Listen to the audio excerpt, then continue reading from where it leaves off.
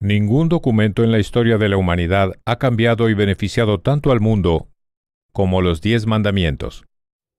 La civilización occidental, la civilización que desarrolló derechos humanos universales, creó la igualdad de la mujer, abolió la esclavitud, creó la democracia parlamentaria, entre otros grandes logros, no lo hubiese logrado sin ellos. Como verán durante la explicación de cada uno de los 10 mandamientos, estos mandamientos tienen la misma importancia en la actualidad que cuando fueron entregados hace 3000 años. De hecho, los 10 mandamientos son tan importantes que son necesarios para la paz mundial y lograr un mundo libre de tiranía y crueldad. Imaginen por un momento un mundo sin robos ni asesinatos. En ese mundo no habría ejércitos, ni policía, ni armas. Hombres, mujeres y niños podrían caminar por donde sea, en cualquier momento del día o la noche, sin temor a ser asesinados o asaltados. Imaginen un mundo donde nadie codicie los bienes ajenos. Un mundo donde los niños honren a su madre y a su padre y prospere la unidad familiar. Un mundo donde las personas obedezcan la orden de no mentir. La receta para un mundo feliz está ahí, en estos 10 mandamientos sublimes. Pero hay un problema. Los 10 mandamientos se predican con la creencia de que fueron entregados por una autoridad superior a cualquier hombre, rey o gobierno. Por eso, la frase previa a los 10 mandamientos afirma lo siguiente: Dios habló todas estas palabras. Si a los mandamientos, con la importancia que tienen, los hubiese anunciado una autoridad humana, cualquier persona podría decir: ¿quién es este hombre Moisés? ¿Quién es este rey o reina? ¿Quién es este gobierno para decirme cómo debo comportarme? Bien, ¿por qué Dios es indispensable para los 10 mandamientos?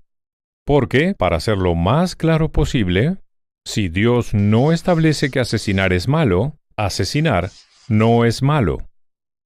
Sí, en la actualidad muchos lo consideran increíble, incluso absurdo. Muchos de ustedes pensarán, ¿este hombre dice que no se puede ser buena persona si no crees en Dios? Permítanme aclarar este punto.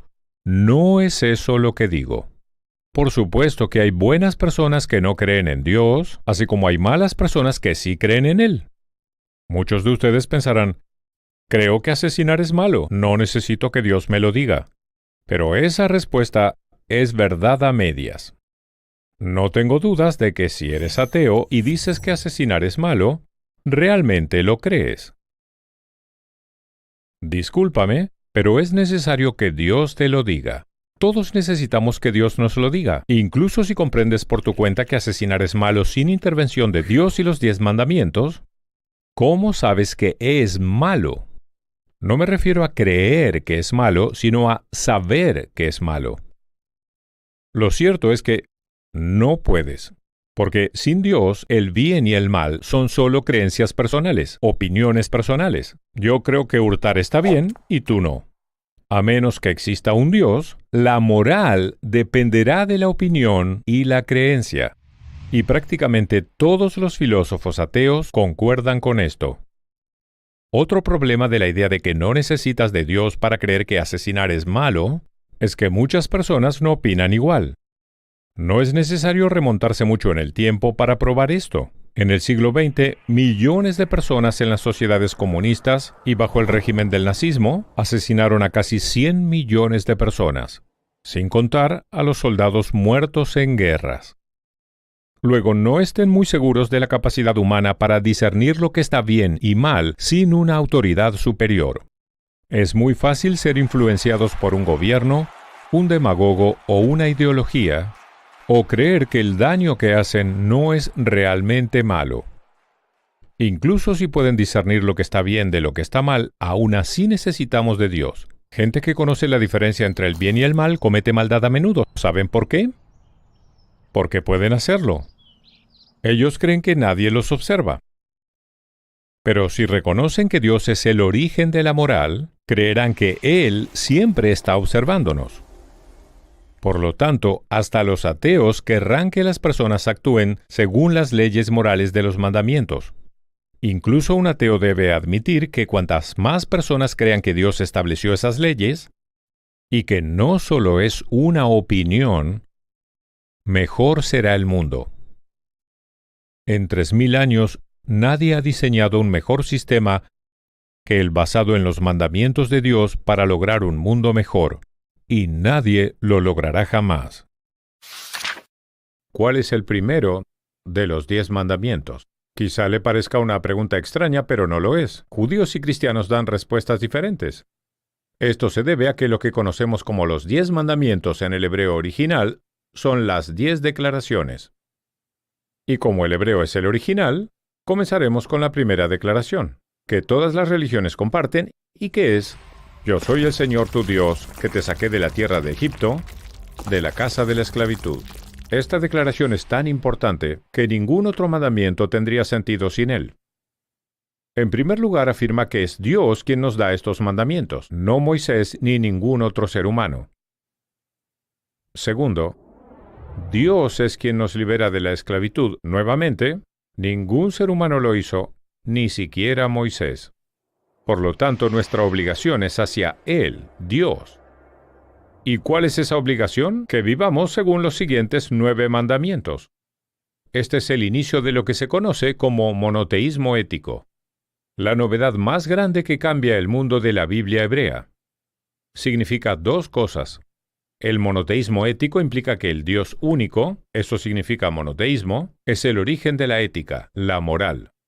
La moral, un código objetivo sobre el bien y el mal, no proviene de la opinión humana, sino de Dios, y por ende trasciende la opinión humana. El otro significado de monoteísmo ético es que lo que Dios más quiere de nosotros es que tratemos al prójimo moralmente. Ninguno de los 10 mandamientos establece lo que los humanos deben hacer para Dios. Todas las religiones previas a los mandamientos creían que la gente debía hacer mucho para sus dioses, por ejemplo, ofrecerles alimento e incluso el sacrificio humano. Pero ahora, gracias a los 10 mandamientos, la humanidad aprendió que lo que Dios quiere es que seamos buenos con el prójimo. Incluso los mandamientos sobre no tener falsos dioses y no usar su santo nombre en vano también tienen que ver con la moral. Lo que podemos hacer para Dios es tratar a todos sus otros hijos con respeto. Cualquier padre se puede identificar con esta idea. Los padres, o al menos los padres cuerdos, sienten una inmensa alegría cuando ven que sus hijos se tratan con cariño y una gran tristeza cuando ven que sus hijos se lastiman mutuamente. Así también Dios, quien representa a nuestro Padre en el cielo, se preocupa por cómo tratamos a otros seres humanos, puesto que todos son sus hijos. La tercera enseñanza crucial de la primera declaración, Yo soy el Señor tu Dios que te saqué de la tierra de Egipto, de la casa de la esclavitud, es la importancia y el significado de la libertad. Veamos que Dios no dice en la introducción a los 10 mandamientos que Él creó el mundo. Sin duda hubiese tenido mucho sentido que Dios presente los 10 mandamientos con la declaración, Yo soy el Señor tu Dios quien creó el mundo. Al fin y al cabo es muy impactante y hubiese sido lógico decir, Yo creé el mundo, debes escucharme a mí. Pero no. Lo único que declara es que Él sacó a los hijos de Israel de la esclavitud y los liberó. Así demuestra su oposición a la esclavitud y la importancia de la libertad para Él. Los fundadores de Estados Unidos basaron sus ideales en esta creencia de que Dios quiere que seamos libres. Por eso, el símbolo de la Revolución estadounidense, la campana de la libertad, tiene una sola inscripción en ella, un verso de la Biblia hebrea: Proclamaréis libertad en toda la tierra para todos sus habitantes.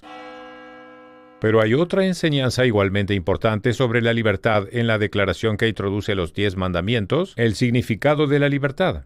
El proveedor de los 10 mandamientos, de hecho, dice, Te saco de la esclavitud y te libero. Y estos 10 mandamientos son el camino para lograr una sociedad libre. No puedes ser libre si haces lo que quieres. La libertad proviene del autocontrol y la moral. No hay otra forma de conseguirla. Y cuarto y último, al decirnos que Él liberó a los esclavos hebreos, deja en evidencia que a Él le importan mucho los seres humanos. Crear el mundo es impactante, pero lo más interesante no es que haya un creador, sino que el creador se preocupe por su creación. Todo eso figura en la declaración con la que comienzan los 10 mandamientos. Hablemos sobre el segundo mandamiento de acuerdo a la antigua enumeración, la judía, de los 10 mandamientos. En la tradición cristiana es el primer mandamiento. La traducción más común dice: no tendrás otros dioses además de mí. Luego el mandamiento establece que se prohíbe la creación y adoración de ídolos. Al reflexionar sobre este mandamiento, la mayoría de las personas creen, lógicamente, que solo prohíbe adorar ídolos y adorar a dioses como los antiguos paganos de la lluvia, la fertilidad y todos los otros dioses de la naturaleza y los dioses supremos tales como el dios romano Júpiter y el griego Zeus. Sin embargo, hay un gran problema con la interpretación de este mandamiento. Como en la actualidad nadie adora a estos dioses, mucho menos a los ídolos hechos de piedra, la mayoría cree que este mandamiento es irrelevante en la vida moderna. Lo irónico, sin embargo, es que este mandamiento no solo es relevante en la vida moderna, sino que en muchos aspectos es la madre de todos los otros mandamientos. ¿Por qué es tan relevante en la actualidad? Porque actualmente tenemos tantos dioses falsos como nuestros ancestros. ¿Y por qué es la madre de los otros mandamientos? Porque si identificamos a los falsos dioses y evitamos alabarlos, acabaríamos con uno de los mayores obstáculos que impide alcanzar un mundo mejor, los falsos dioses. Luego comencemos por definir qué es un falso dios. El objetivo del monoteísmo bíblico es que haya un solo Dios y que ese solo Dios, el creador del universo que ordena que cumplamos los 10 mandamientos, sea alabado. ¿Por qué? Primero, porque un solo Dios significa una raza humana. Solo si todos tenemos el mismo Creador o Padre, por así decirlo, podemos todos ser hermanos y hermanas. Segundo, tener el mismo Padre también significa que ninguna persona o grupo es intrínsecamente más valioso que otro. Y tercero, un Dios implica un mismo estándar moral para todos. Si Dios determina que matar es malo para todos. Y no se puede acudir a otro Dios en busca de otro estándar moral. La adoración de cualquier otra cosa trae consecuencias negativas. No solo las cosas que obviamente pueden conducir a la maldad como el poder, o la raza, o el dinero, o una bandera, sino también cosas que casi siempre son consideradas bellas, tales como el arte, la educación, o inclusive el amor. Sí, adorar cualquiera de estas cosas generalmente maravillosas puede traer consecuencias nefastas. Veamos el arte. Muchas de las personas más crueles de la historia amaban la música y el arte. Pero como amante de la música aprendí de pequeño el triste hecho de que la gran música se puede usar para inspirar a la gente que hace el mal, así como también puede usarse para inspirar a la gente a hacer el bien. El gran director de Hollywood Stanley Kubrick representó muy bien esto en su clásico film de 1971, La Naranja Mecánica. Allí mostraba a hombres que violaban y asesinaban mientras sonaba de fondo la música clásica. Veamos la educación. Todos sabemos lo importante que es la educación, ya sea para conseguir empleo o entender al mundo, pero la educación por sí sola, sin la influencia de los fines superiores de Dios y la bondad, puede conducir, y con frecuencia lo ha hecho, a consecuencias nefastas. Muchos de los intelectuales de Alemania apoyaron a Hitler y los nazis, y casi todos los seguidores occidentales de los regímenes genocidas de Stalin en la Unión Soviética y Mao en China eran grandes intelectuales. Ningún doctorado garantiza que una persona tendrá más sabiduría, será más amable o más ética que otra que solo tiene educación secundaria. Lo mismo ocurre incluso con el amor. El amor obviamente casi siempre es maravilloso, pero también puede conducir a la maldad. La gente del siglo XX que puso al amor a la patria por encima del amor a Dios y la bondad, frecuentemente cometieron grandes actos de maldad. Les haré una prueba. Imaginen que la mascota que aman y un extraño, una persona que no conocen y que posiblemente no amen, se están ahogando. ¿Intentarían salvar primero a la mascota o al extraño? Si el amor es un fin en sí mismo, salvarían a su mascota. Pero si dan a la vida humana valor superior que al amor, no se dejarán llevar por el amor. Este mandamiento hizo posible la revolución ética de la Biblia y los 10 mandamientos, lo que se conoce como monoteísmo ético. Adora a Dios y a los 10 mandamientos y lograrás un mundo feliz. Adora a un falso Dios, sin importar cuán noble parezca, y terminarás en un mundo de maldad. ¿Existe algo así como el peor pecado? ¿Un pecado que sea el peor de todos? Pues así es. Sé que algunas personas no opinan lo mismo. Sostienen que no se puede decir que hay un pecado peor que otro. Para Dios un pecado es un pecado, es lo que suelen decir. Opinan que ante los ojos de Dios una persona que roba una engrapadora de la oficina comete un pecado tan grave como asesinar. Pero la mayoría de la gente sabe, tanto instintivamente como bíblicamente, que algunos pecados son claramente peores que otros. Sabemos que Dios tiene al menos tanto sentido común como nosotros.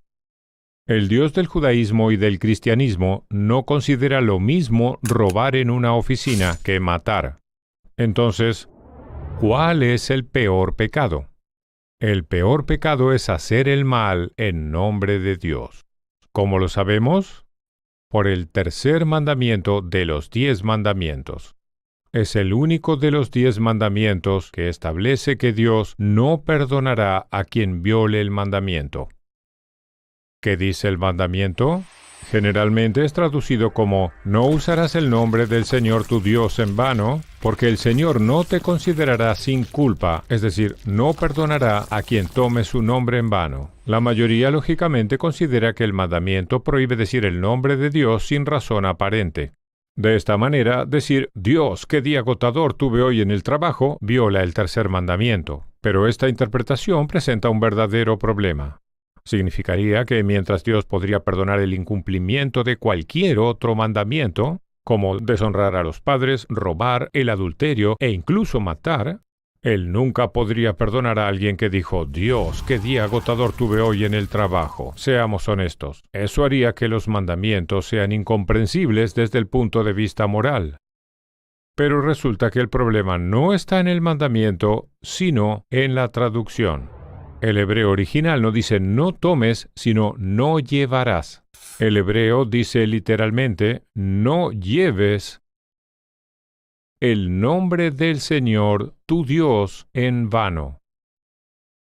Una de las nuevas traducciones de la Biblia más utilizada en el mundo, la Nueva Versión Internacional o NBI, utiliza la palabra mal uso en lugar de la palabra tomar. No harás mal uso del nombre del Señor tu Dios. Esto se acerca mucho más a la verdadera intención. ¿Qué significa llevar o mal uso del nombre de Dios? Significa hacer el mal en nombre de Dios. Y eso es lo que Dios no perdonará. ¿Por qué no? Cuando una persona irreligiosa hace el mal, no desprestigia a Dios y a la religión. Pero cuando alguien religioso hace el mal, especialmente en nombre de Dios, no solo hace el mal, sino que también provoca un terrible daño al nombre de Dios. En la actualidad existe un ejemplo de ello. Los islamistas que hacen el mal, torturando, bombardeando, asesinando, todo en nombre de Dios, le hacen un gran daño al nombre de Dios. No es casualidad que el llamado nuevo ateísmo, el gran surgimiento de la actividad ateísta, apareciera luego de los ataques islamistas del 9/11 en Estados Unidos. De hecho, el argumento más frecuente en contra de Dios y la religión tiene que ver con los actos de maldad cometidos en nombre de Dios, ya sea en nombre de Alá en la actualidad o en nombre de Cristo en el pasado. Quienes asesinan en su nombre no solo matan a sus víctimas, sino que también matan a Dios. Por eso el peor pecado es hacer el mal en nombre de la religión. Eso es lo que el tercer mandamiento nos enseña. No lleves el nombre de Dios en vano. Si lo haces, Dios no te perdonará. Muchas personas que veneran los 10 mandamientos creen que el cuarto no es tan importante y mucho menos obligatorio. No obstante, una vez que se entiende, queda claro que este mandamiento puede transformar no solo la vida, sino al mundo entero. Entenderán también la importancia que tiene en su propia vida.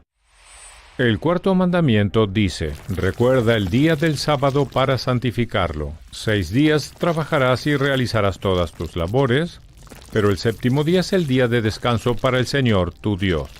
No harás ningún trabajo, ni tú, ni tus hijos, ni tu servidumbre, ni tus animales, ni el forastero que habita en tu comunidad. ¿Por qué eso es tan importante? Primero, porque quizá más que cualquier otro mandamiento eleva al ser humano. ¿De qué manera? Durante casi toda la historia de la humanidad, la vida consistía en solo trabajar. De hecho, la gente era como mulas de carga. Pero este mandamiento cambió todo al insistir que las personas deben descansar uno de los 7 días. Segundo, más que cualquier otro mandamiento, el día sábado nos recuerda que estamos predestinados a ser libres. Como en la segunda versión del mandamiento, el resumido por Moisés en el libro de Deuteronomio, dice: recuerda que fuiste esclavo en Egipto. Es decir, recuerda que los esclavos no pueden descansar. Tomando esto en consideración, se puede agregar que, visto desde la perspectiva bíblica, a menos que sea necesario para subsistir, quienes escojan trabajar los 7 días de la semana son fundamentalmente esclavos. Esclavos del trabajo o quizá del dinero, pero aún así esclavos. El millonario que trabaja 7 días a la semana es simplemente un esclavo rico. Tercero, aunque la Biblia no abolió la esclavitud universalmente, el mandamiento del sábado humanizó esta terrible institución e incluso ayudó a prohibir la esclavitud.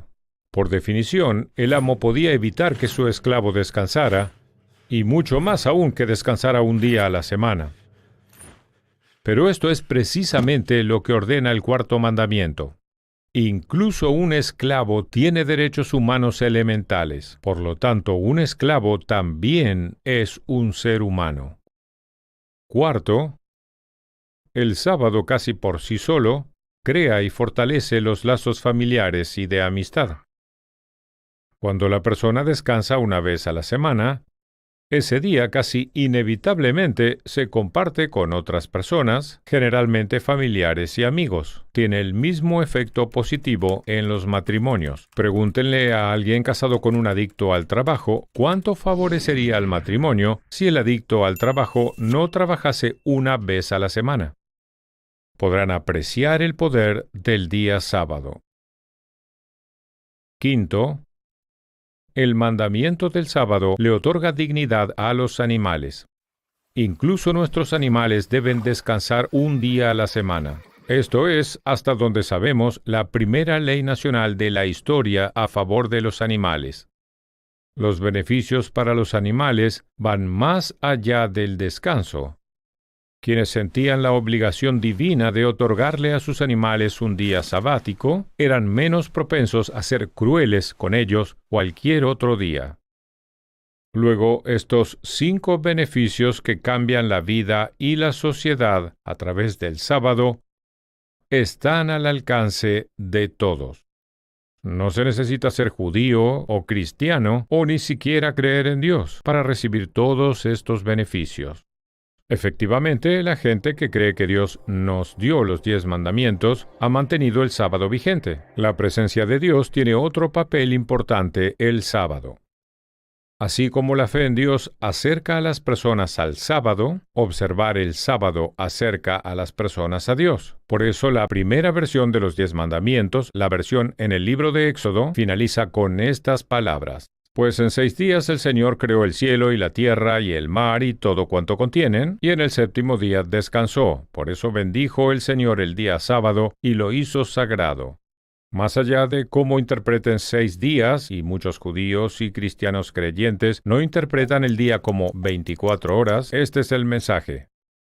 Siempre que se observa el sábado, se afirma que hay un creador, que el mundo no existe porque sí, que la vida no es una simple coincidencia, sino que tiene un sentido y por lo tanto cada uno de nosotros tiene un valor y un objetivo únicos. No está mal para un solo día a la semana. Con buena razón el sábado se incluye como uno de los 10 mandamientos. Con buena razón quienes lo observan son más felices y sus relaciones familiares son mejores, tienen más amistades e incluso su salud es mejor. Los invito a probar. El quinto mandamiento dice: honrarás a tu padre y a tu madre.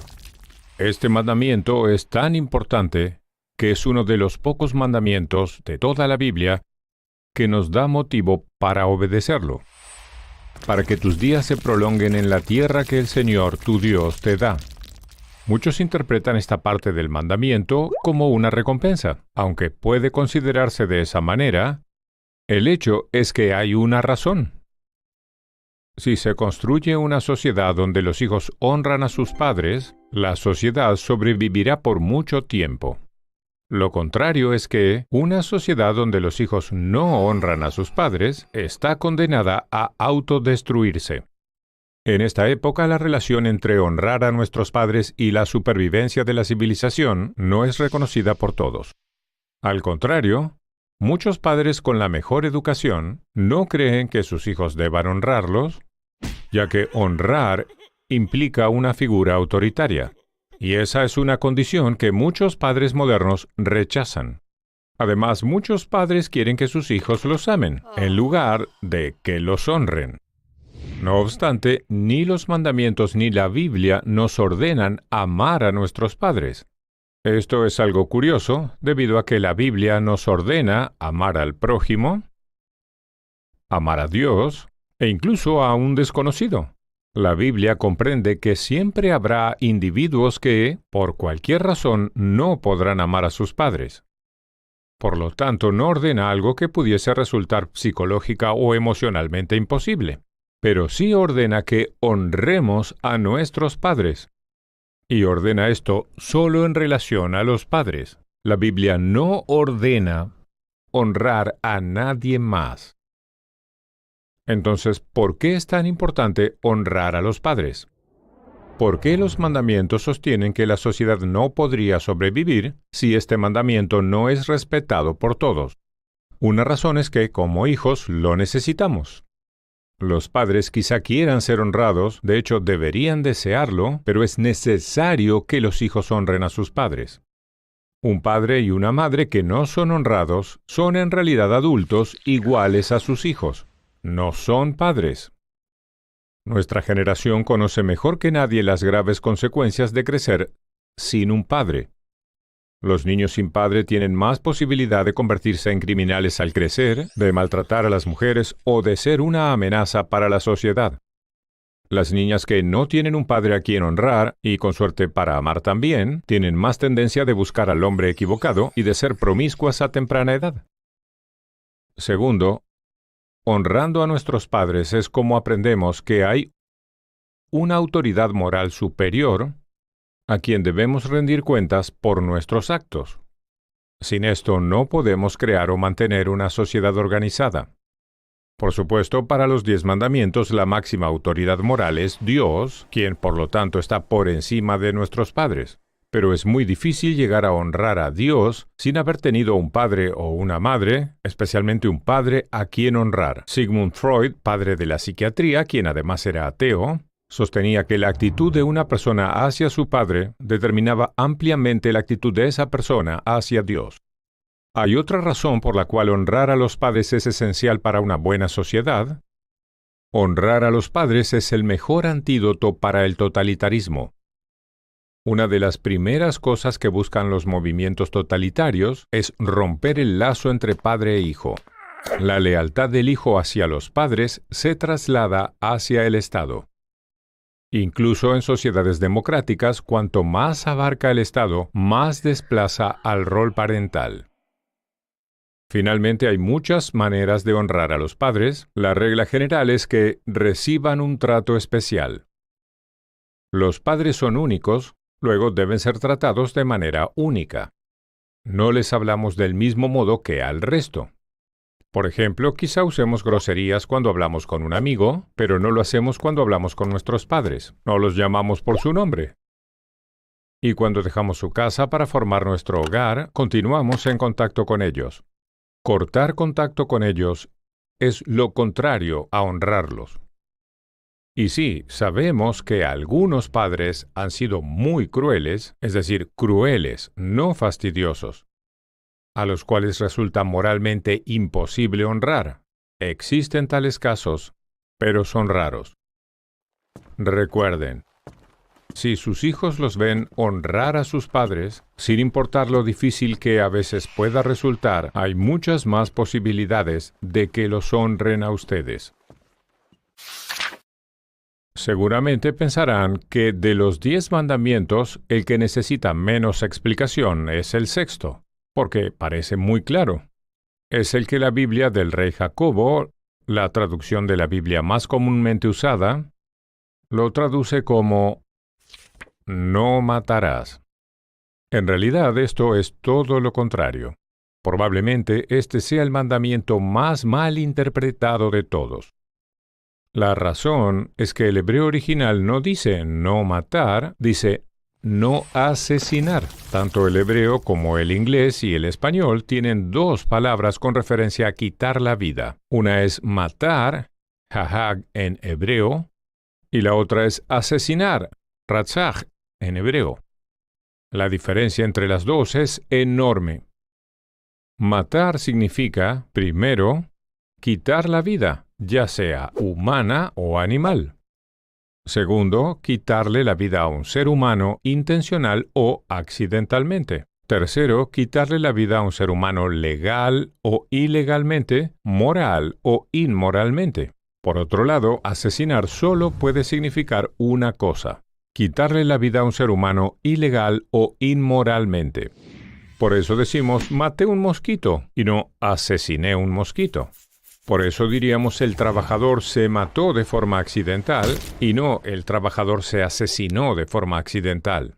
Entonces, ¿por qué la Biblia de Jacobo usa la palabra matar y no asesinar? Porque hace 400 años, cuando se hizo la traducción, matar era sinónimo de asesinar. Como resultado, algunas personas no saben que los lenguajes han cambiado desde el año 1610 y, por lo tanto, creen que los mandamientos prohíben todas las formas de matar. Pero por supuesto no es así. Si los mandamientos prohibieran matar, todos deberíamos ser vegetarianos. Estaría prohibido matar animales.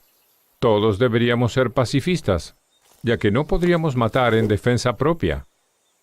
Sin embargo, no es necesario saber cómo evolucionó el idioma para entender que los 10 mandamientos no hacían referencia a prohibir todas las formas de matar. La misma parte de la Biblia que contiene los 10 mandamientos, los 5 libros de Moisés, el Torá como es conocido por los judíos, ordena la pena de muerte por asesinato, pero permite matar en la guerra, aprueba el sacrificio animal y permite comer carne.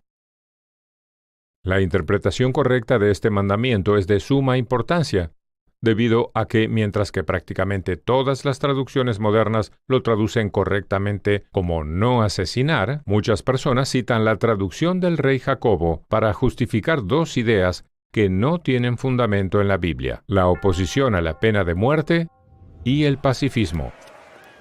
Con respecto a la pena de muerte y la Biblia, la única ley que figura en cada uno de los 5 libros de Moisés es la que indica que los asesinos deben recibir la pena de muerte. Quienes se oponen a la pena de muerte son libres de opinar que los asesinos tienen derecho a vivir, pero no son libres de citar a la Biblia como justificación a tal idea. Sin embargo, mucha gente lo hace y siempre citan el mandamiento no matar. No obstante, debería haber quedado claro, eso no es lo que el mandamiento dice y por lo tanto es un argumento inválido. Con respecto al pacifismo, creer que siempre está mal matar a un ser humano, otra vez cualquiera es libre de opinar esto, por más inmoral que sea. ¿De qué otra manera que no sea inmoral se podría describir prohibir matar a alguien que está a punto de asesinar a hombres, mujeres y niños inocentes en un teatro o en una escuela? Pero es incorrecto citar el sexto mandamiento para justificar el pacifismo. Se puede matar moralmente, por ejemplo, en caso de defensa personal, o matar inmoralmente. En ese caso, la palabra correcta es asesinar.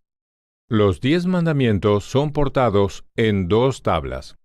Los 5 mandamientos de la segunda tabla se refieren a nuestro trato hacia otros seres humanos. El primero de la lista es no asesinar.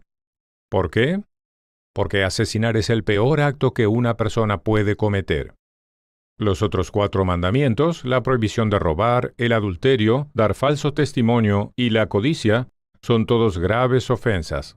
Pero asesinar encabeza la lista, porque quitarle la vida deliberadamente a una persona inocente es el peor acto que podamos cometer. La próxima vez que escuchen a alguien decir no matarás, al citar el sexto mandamiento, con amabilidad pero firmeza, explíquenle que en realidad dice no asesinarás. El séptimo mandamiento dice no cometerás adulterio. Hay una antigua broma al respecto. Moisés baja del monte Sinaí y anuncia, tengo buenas noticias y malas noticias.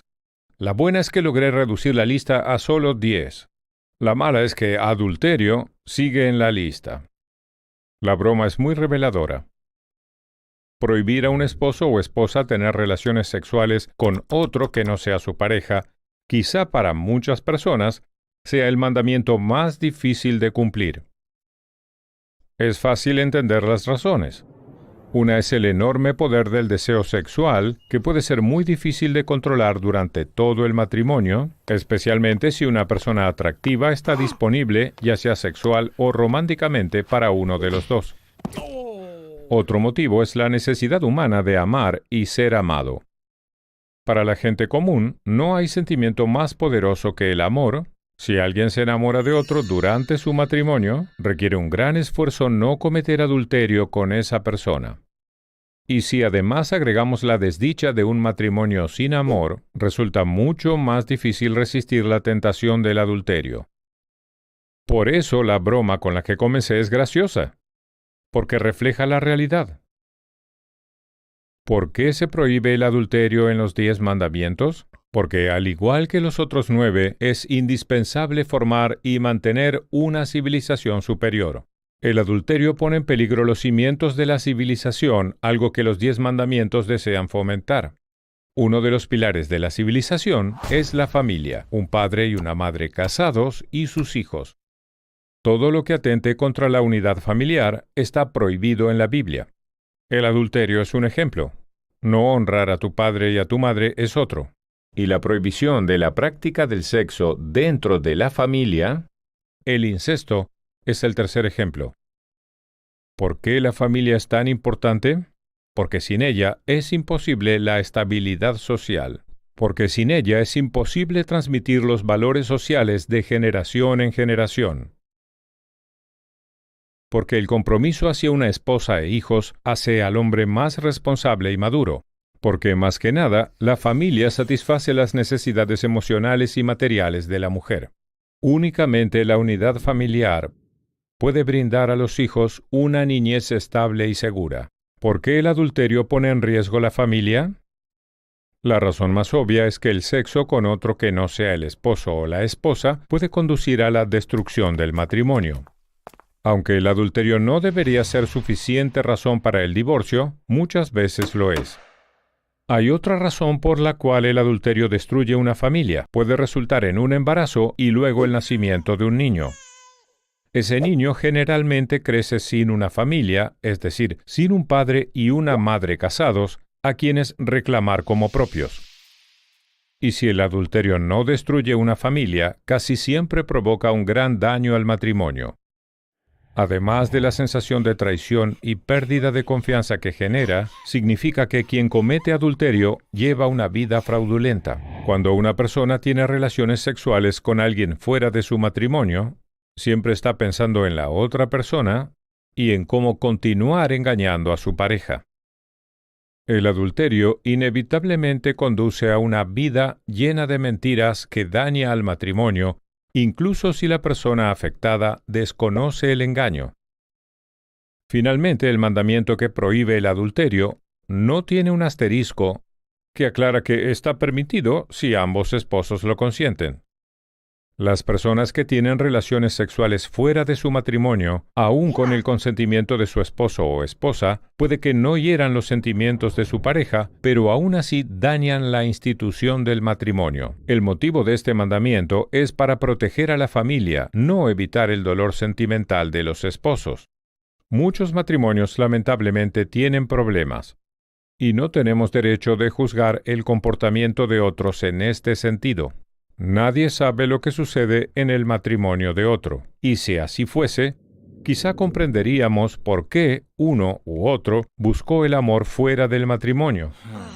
Pero ninguna civilización superior puede formarse o puede perdurar si aprueba el adulterio. Por eso es que está prohibido en los 10 mandamientos.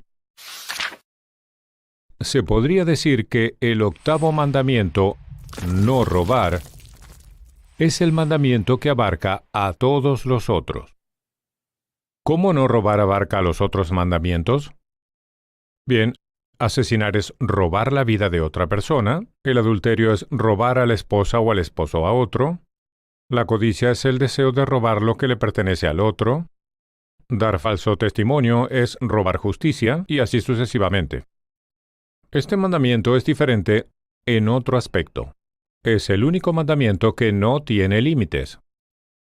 Todos los otros mandamientos son específicos. El 5º, por ejemplo, establece que es a nuestros padres a quienes debemos honrar. El 6º, que prohíbe asesinar, se refiere a quitarle la vida a otro ser humano inocente. El 7º, la prohibición del adulterio, también es específico, ya que se refiere a personas casadas. 2 personas solteras no pueden cometer adulterio. Pero el mandamiento que prohíbe robar ni siquiera alude a qué es lo que está prohibido robar, lo que significa que no podemos tomar nada que le pertenezca a otra persona.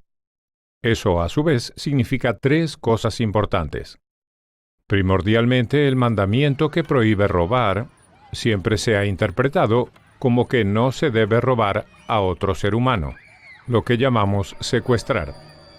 Por eso, nadie que tenga incluso un conocimiento básico del 8º mandamiento podría usar la Biblia como justificación para la esclavitud en su forma más común, el secuestro y venta de seres humanos como esclavos.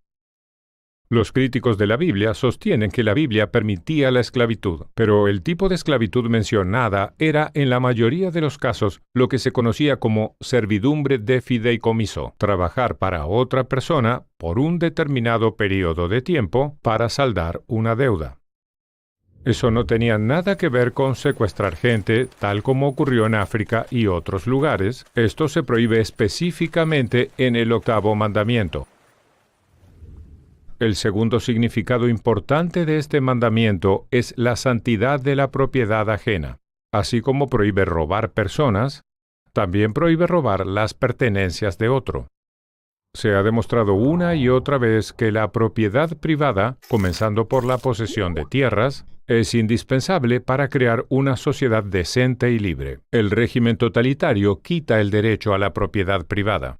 En el mundo antiguo y medieval, algunos ricos poseían toda la tierra, mientras que la mayoría de la población trabajaba esa tierra para el enriquecimiento de sus dueños.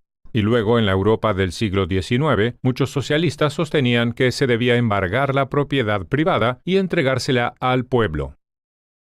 En los lugares donde se siguió esa idea, conocida como comunismo, el robo de la propiedad rápidamente resultó en robo de la libertad y finalmente el robo de la vida. El tercer significado importante de este mandamiento trata sobre las cosas no materiales que posee una persona: la reputación, la dignidad, la confianza, la propiedad intelectual. Repasémoslos rápidamente. 1. La reputación de una persona. Robar el buen nombre de alguien, ya sea por medio de la difamación, las injurias o los rumores, es una forma particularmente destructiva de robo, porque, a diferencia del dinero o la propiedad, una vez que se roba el buen nombre de una persona, casi siempre es imposible restaurarlo. 2. La dignidad de una persona. El acto de robar la dignidad a alguien se conoce como humillación, y humillar a una persona, especialmente en público, puede provocar un daño irreversible a lo que quizá es la cosa más apreciada que poseemos, nuestra dignidad. 3. La confianza de una persona. Robar la confianza de una persona se conoce como engañar a alguien. De hecho, en hebreo, el término para engañar a alguien es gnevat da'at, que literalmente significa robar el conocimiento. Un ejemplo es inducir engañosamente a alguien para que compre algo, o cuando un agente inmobiliario omite informar a un posible comprador sobre todos los problemas de la casa para poder vendérsela. Otro ejemplo sería cuando alguien engaña a otra persona con falsas declaraciones de amor para conseguir sus bienes o favores sexuales. 4. La propiedad intelectual de una persona. Esta forma de robo incluye desde copiar software o bajar música o películas sin pagar por ellas, hasta robar la palabra de otra persona, lo que se conoce como plagio. Robar una vida, una persona, un esposo, la propiedad material, la propiedad intelectual, la reputación, la dignidad, la confianza. Casi todos los aspectos de la vida son dañados, a veces de manera irreparable, por el acto de robar. Por eso es justo decir que, si todos cumplimos solo uno de los 10 mandamientos, con solo cumplir el mandamiento no robar, lograríamos un mundo mejor. El noveno de los 10 mandamientos es: no mentirás o darás falso testimonio contra tu prójimo. Esto significa dos cosas: no mentir al testificar ante un tribunal y no mentir, punto. Recuerden que para que una acción sea prohibida u ordenada en los 10 mandamientos, debe ser esencial para la construcción de la civilización. Aunque el transporte en burro debió ser muy importante cuando los 10 mandamientos nos fueron dados, no hay ningún mandamiento que ordene transportarse en burro responsablemente. La sociedad puede sobrevivir con gente que no sepa montar un burro, pero no puede subsistir si no se respeta la verdad, tanto dentro como fuera de un tribunal. Si la gente da falso testimonio en un tribunal, no puede haber justicia. Sin la esperanza de justicia, no puede haber civilización. La Biblia hebrea era muy firme en esto. Y el castigo para alguien que daba falso testimonio era el mismo castigo que hubiese recibido el acusado si la mentira hubiese sido aceptada. Por lo tanto, en el caso de un crimen que ameritase la pena de muerte, era muy probable que el falso testigo recibiese la pena de muerte. Pero el mandamiento claramente trata sobre la verdad en general, no solo en el tribunal. Tanto el gran comentarista judío del siglo XII, Ibn Ezra, como uno de los eruditos bíblicos del siglo XX, Brevet Childs, de la Universidad de Yale, concuerdan que el mandamiento era sobre decir la verdad en general. Como Childs señaló, si los 10 mandamientos solo hiciesen referencia a la verdad y la falsedad en un tribunal, hubiese agregado palabras tales como en el tribunal. Hay muchos valores importantes en la sociedad, pero la verdad es probablemente el más importante. La bondad y la compasión quizás sean los valores más importantes en un ámbito micro o en el ámbito personal, pero en el ámbito macro o en el ámbito social, la verdad es aún más importante que la compasión y la generosidad. Prácticamente todos los grandes males sociales, tales como la esclavitud en África, el nazismo y el comunismo, se han basado en mentiras. Hubo traficantes de esclavos, nazis, comunistas, que eran compasivos en sus vidas personales. Pero la mayoría de ellos decía, y la mayoría creía, grandes mentiras que les permitían participar en una gran maldad.